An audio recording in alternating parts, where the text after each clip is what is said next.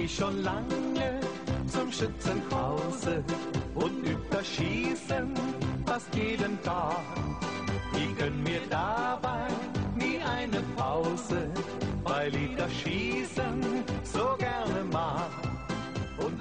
Bonjour à tous, cette semaine nous nous trouvons au pied des Alpes bavaroises, au sud de Munich, dans la région de Chiemgau, parce qu'ici il joue au Monopoly. Et ce petit billet vert a une véritable valeur, c'est de l'argent en fait, c'est une monnaie alternative complémentaire à l'euro. Ils appellent ça le Chiemgauer, objectif soutenir l'économie locale. Alors le Chiemgauer, pourquoi, comment, c'est le thème de cette édition. Mais d'abord, un rapide coup d'œil à l'essentiel de l'actu européenne de la semaine.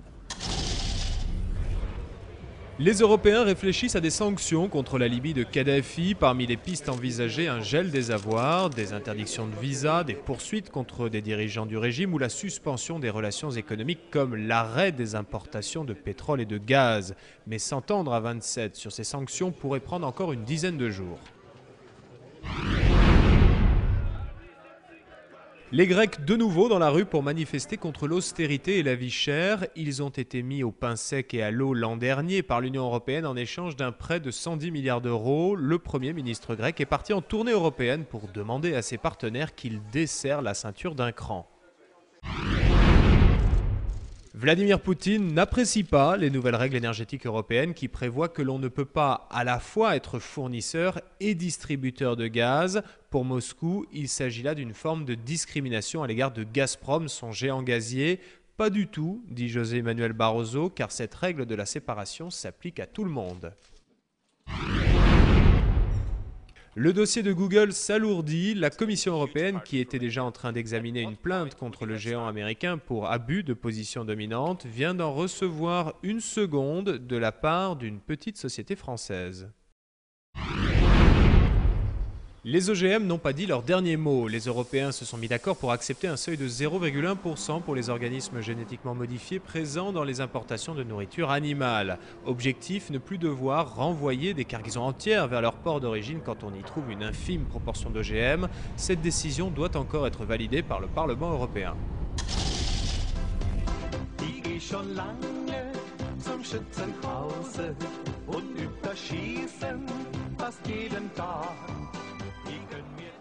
Dans le sud de la Bavière, dans la région de Chiemgau, une autre monnaie que l'euro circule depuis près de 10 ans, le Chiemgauer. Cette monnaie complémentaire est devenue un vrai moyen de paiement local, utilisé par plus de 2000 consommateurs et accepté par plus de 600 entreprises.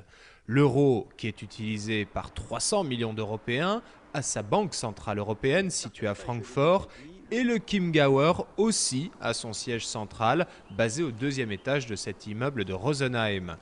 Il existe des billets de 1, 2, 5, 10 et 20 Chiemgauer. Ils ressemblent certes à des billets de Monopoly, mais ils possèdent 11 marques de sécurité et sont issus d'une imprimerie spécialisée. Il existe également une carte de paiement. Le principe de cette monnaie, c'est de soutenir l'économie locale en favorisant les achats chez des commerçants de la région qui acceptent le Chiemgauer plutôt que dans de grandes enseignes internationales ou même nationales. Christophe Levanier est franco-allemand et il est vice-président de Regios, l'association qui gère le Chiemgauer.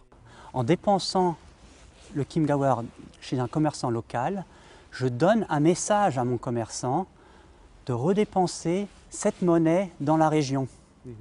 Parce que je pourrais faire la même chose avec l'euro. Mais nous savons que l'euro, c'est une monnaie mondiale, c'est-à-dire qu'elle sort tout de suite de la région et ne profite pas à notre région.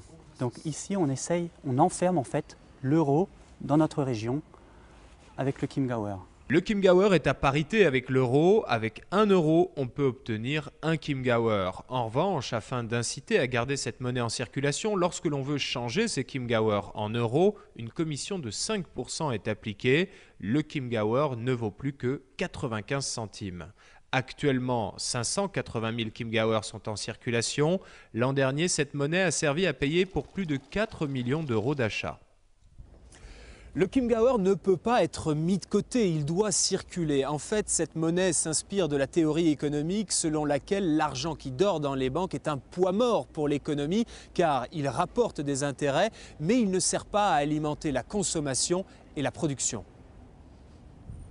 Nous avons mis sur ces billets des timbres, c'est-à-dire ce billet est valable jusqu'à fin juin, c'est-à-dire qu'il faut que je le dépense avant fin juin. Sinon, Sinon, il est plus valable. Il faut que je rajoute ensuite un nouveau timbre.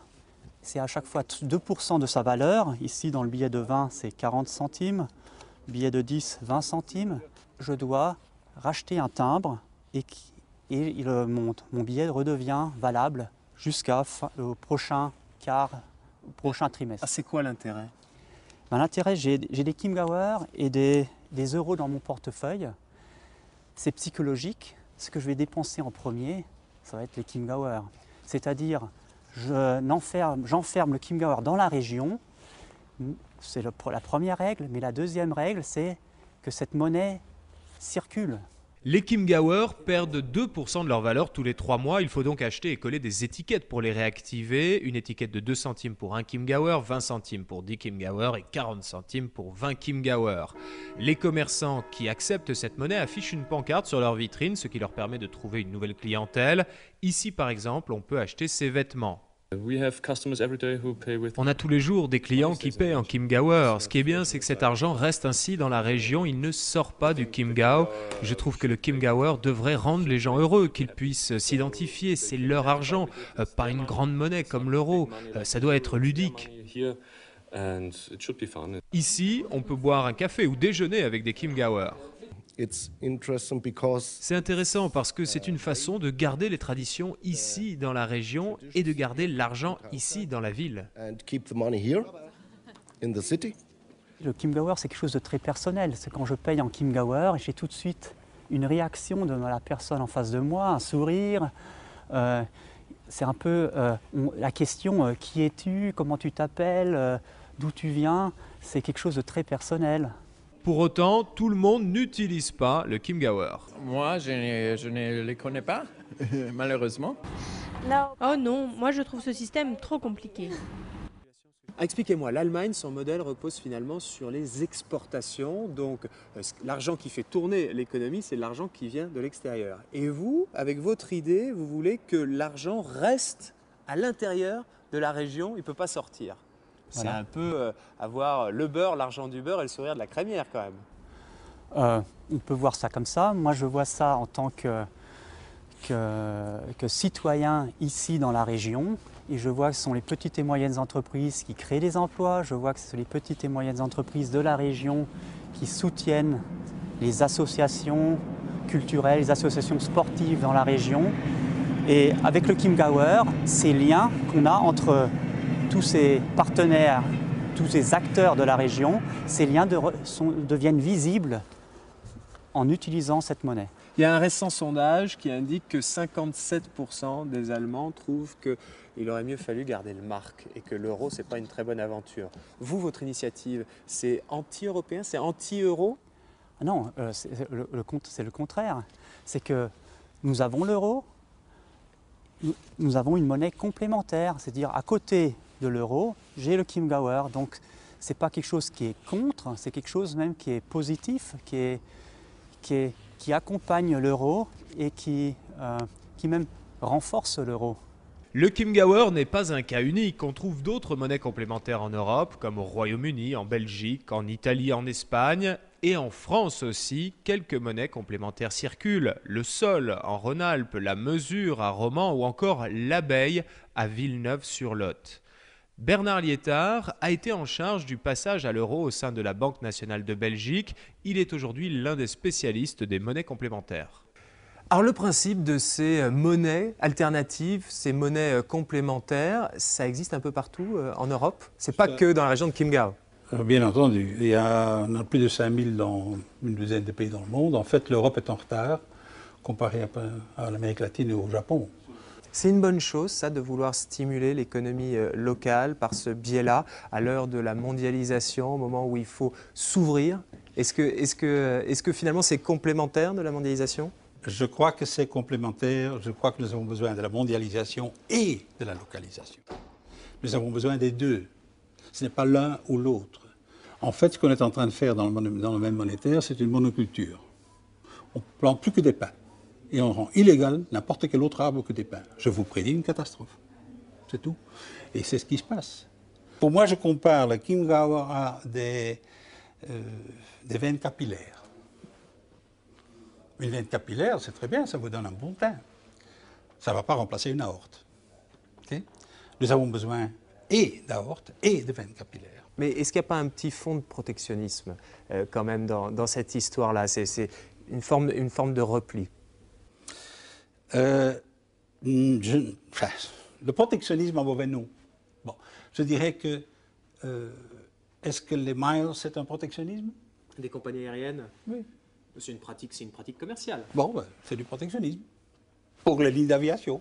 Bon, à ce moment-là, est-ce que l'euro est du protectionnisme? Pourquoi est-ce qu'on n'utilise pas des dollars uniquement? Et on demande aux Américains et aux Chinois de créer le système monétaire qui nous convient et on suit. Donc, la création de l'euro est du protectionnisme européen. N'importe quelle monnaie ou n'importe quelle crée en fait une zone d'information uniforme, une zone dans laquelle les prix peuvent se comparer. C'est ça qu'on a créé avec l'euro. Alors vous avez notamment participé à la création de l'écu. Maintenant, vous êtes très impliqué dans ces monnaies alternatives. À votre avis, d'ici 10, 20, 30, 40 ans, vous croyez que ces monnaies vont se généraliser? D'ailleurs, est-ce qu'il faut le souhaiter? Je répondrai d'abord oui, il faut le souhaiter et oui, ils vont se généraliser. Pourquoi est-ce que l'ère de l'information ne créerait pas une diversité de systèmes d'information dans le domaine le plus important qui est le nôtre, finalement? Le système d'information le plus important que nous utilisons, c'est la monnaie. Et on pense qu'il y a une exception, que tout va changer sauf ça? Pourquoi?